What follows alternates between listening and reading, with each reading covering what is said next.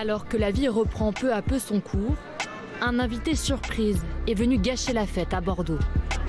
Une mutation du variant anglais a fait son apparition dans le quartier nord du Bacalan il y a 10 jours. Dans l'euphorie de mercredi dernier, je pense qu'on a un peu baissé la garde au niveau des gestes barrières.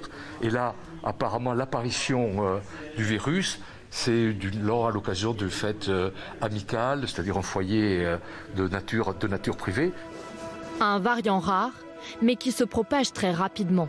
60 personnes ont déjà été contaminées dans le quartier. Alors pour casser au plus vite les chaînes de contamination, un centre de dépistage a été créé. Hier, on a testé 380 personnes. Et c'est beaucoup ?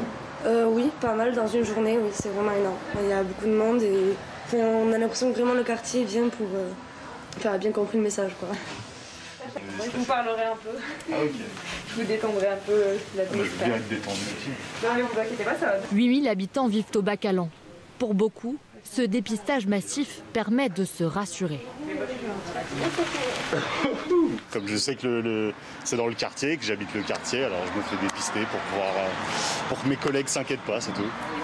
Eh bien, jusqu'à maintenant, on était tranquille et tout d'un coup, on entend toute cette vague d'épidémie qui nous rattrape. Donc, du coup, ouais, ça fait peur, ça fait peur.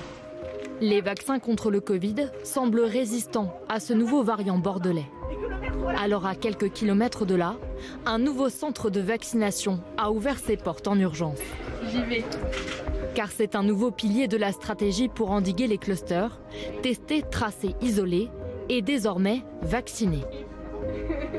19 000 doses ont été livrées pour vacciner tous les habitants du quartier majeur et volontaire.